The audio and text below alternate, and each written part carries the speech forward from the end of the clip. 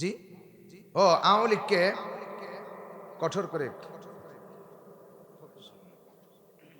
আমি সত্য কথা বলাকে পছন্দ করি। কারণ হলো সত্য কথা যদি না বলি, কোরআন শরীফের ভিতরে আল্লাহ রাব্বুল আলামিন বলেছেন যারা সত্য কথা বলে না, সত্য কথা গোপন করে, এরা হলো বুবা শয়তান, এবং এদের প্রতি আল্লাহর লানত, ফেরেশতাদের লানত এবং সমস্ত মানুষের লানত। প্রিয় ভাই, সব ফেরাউনের কথা, নমরুদের কথা সমস্ত জায়গা কোরআন শরীফের ভিতরে আছে না নাই? আছে না নাই? তাহলে আমরা কেন কোরআন শরীফের আয়াতকে গোপন করব? আমাদের সত্য কথাটা বলতে হবে। প্রিয় ভাই সাহেব, সত্য কথা না বললে কিয়ামতের ময়দানে আমাদের জিহ্বাটা আগুনের কেসি দিয়ে কাটে দিবে। কেন গোপন করব? হ্যাঁ, কষ্ট লাগতেই পারে।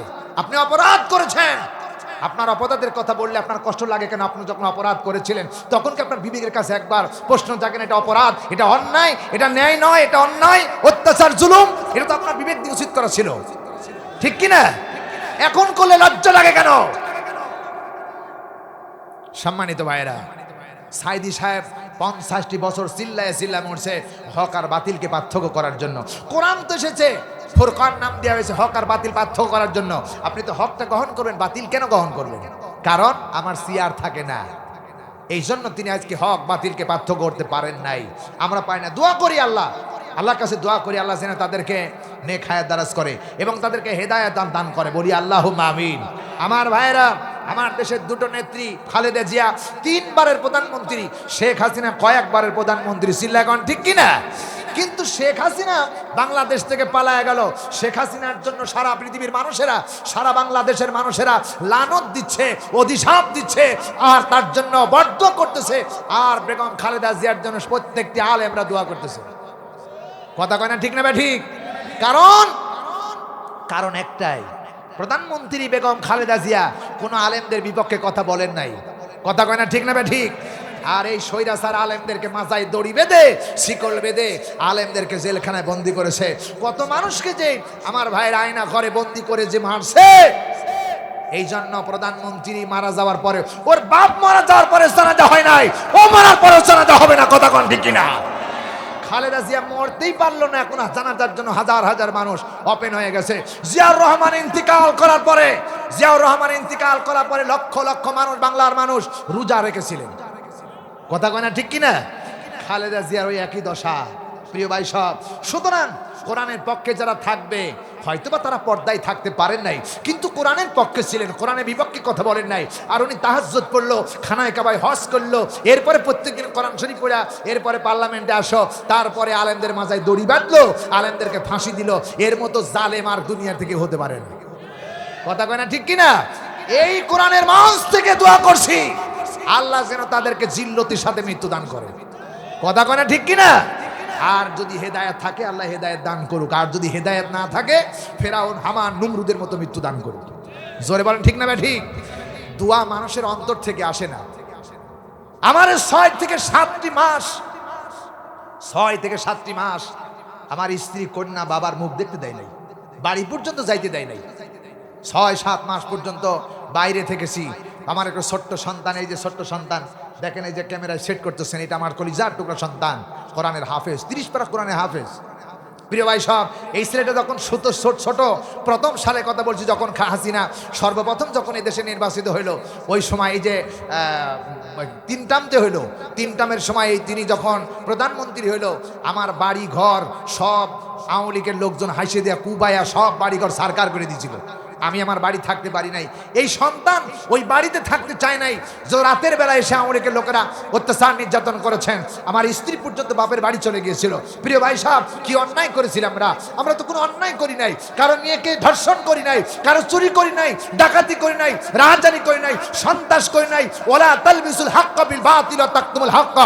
হক আর বাতিল এক নয়, হকের পক্ষে ছিলাম, বাতিলকে সাপোর্ট করি নাই। একটাই অপরাধের কারণে বাড়িতে আসতে দেয় নাই। কথা কন না, ঠিক কিনা?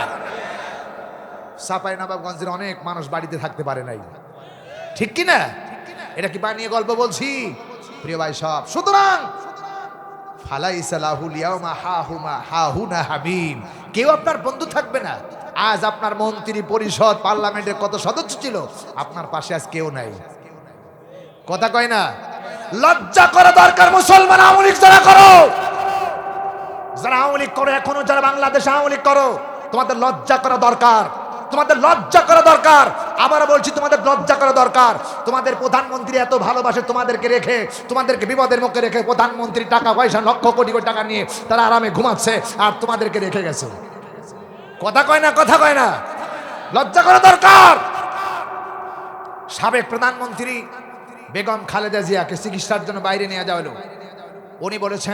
উনি বলেছিলেন, আমি বাংলাদেশের জনগণ থাকতে, জনগণ রেখে আমি আর অন্য দেশে যাব না, আমার চিকিৎসা বাংলাদেশেই হবে, আমি বাংলাদেশেই থাকতে চাই। প্রিয় ভাই সব, সুতরাং আমি বলতে চাই, কেউ আপনার আপন না, কেউ আপনার আপন না।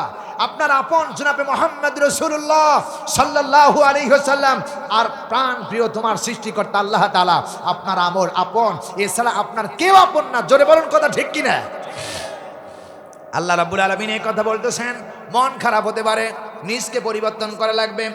আল্লাহ রাব্বুল আলামিন বলেন, ইয়াউমা তারাউনাহা তাযহালু কুল্লু মুরদিআতিন আম্মা আরদাআত ওয়া তাদাউ কুল্লু যাতি হামলিন হামলাহা ওয়া তারান নাসা সুকারা ওয়া মা হুম বিসুকারা ওয়ালাকিন্না আযাবাল্লাহি শাদীদ। জোরে বলেন আল্লাহু আকবার।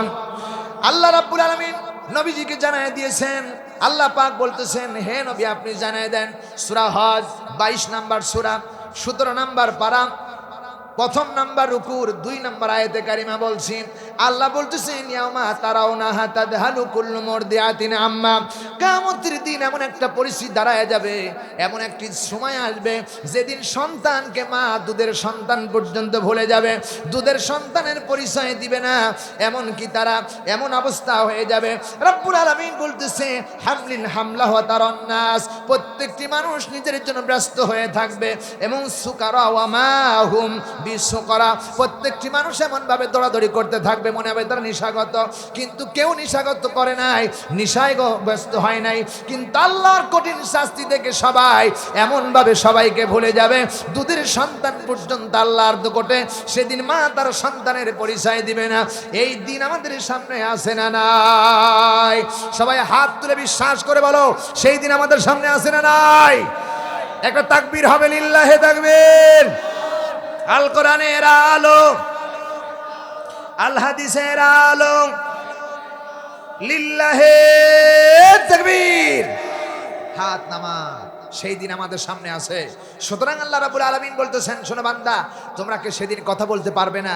সেদিন তোমাদের মাটি যেখানে বসেছিলে যা করেছো সব বর্ণনা করবে, কারণ মাটির জবান আল্লাহ খুলে দিবে। জোরে বলুন আল্লাহু আকবার। আমাদেরকে সেই দিন আমাদের সামনে আসতে হবে কিনা? এত বড় কঠিন ময়দান হয়ে যাবে। রাসূলুল্লাহ বলেছেন, 5টা জিনিসের বিষয় হিসাব না দেওয়া পর্যন্ত কোন বান্দা এক কদম সেদিন উঠতে পারবে না। 1 নম্বরে তার যৌবনকাল কোথায় কাটায়ছিল, এই ব্যাপারে আল্লাহ রাব্বুল আলামিনের দরবারে জবাব দিতে হবে। চিল্লায় কোন ঠিক কিনা? আমার ভাইয়েরা, মানুষের জন্য সবচাইতে, জীবনের সবচাইতে বড় নিয়ামত হলো পুরা জিন্দেগিটা। এই জীবনটা কোথায় কাটিয়েছিলে আমাদেরকে বলো। আল্লাহ রাব্বুল আলামিন জিজ্ঞেস করবে। আমার জীবনটা কোরআনের পথে যদি কেটে যায়, তাহলে জমিন বলবে, আকাশ বলবে, চন্দ্র সূর্য বলবে, এমনকি মাখলুকাতগুলো বলবে, তার পক্ষে সাক্ষ্য দিবে। এই জীবনটাকে আল্লাহর রাস্তায় যদি কাটাতে না পারি, আর যদি বাতিলের পক্ষে কাটায়, কিয়ামতের দিন এক কদম আল্লাহ সামনে যেতে দিবে না। ঠিক না বে ঠিক? আমার ভাইয়েরা, 2 নম্বরে বলেছেন, আল্লাহ রাব্বুল আলামিন বলেছে, বান্দারে ধন সম্পদ কোথা থেকে উপার্জন করেছিলেন আর কোথায় ব্যয় করেছিলে, এই ব্যাপারে তোমাকে জিজ্ঞেস করা হবে। ধন সম্পদ ব্যয় করতে হবে, উপার্জন করতে হবে হালাল পন্থায়, আর হালাল রাস্তায় খরচ করতে হবে। এই ধন সম্পদের ব্যাপারে আল্লাহ তাআলা জিজ্ঞেস করবে।